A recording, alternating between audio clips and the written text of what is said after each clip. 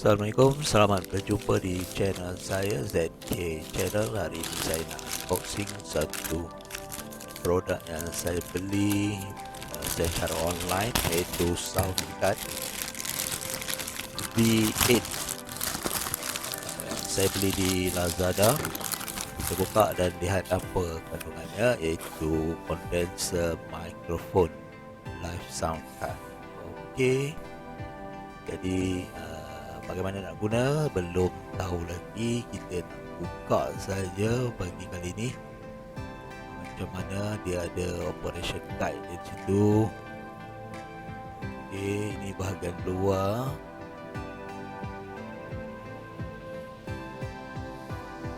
Kotaknya cantik juga lah. Bahagian tepi dia dia kata excellent quality. Okey, jadi kita nak buka bahagian dalamnya, apa yang ada.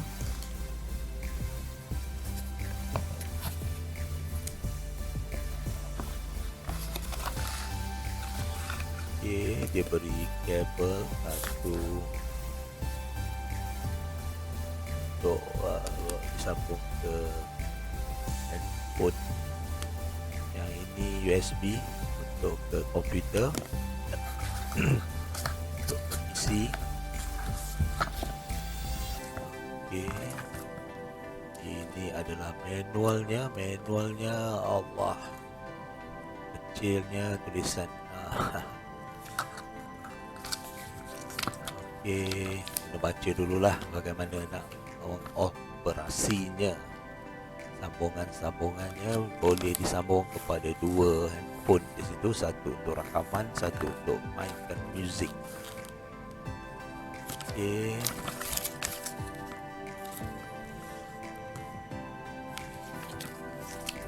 jadi manual ada di situ.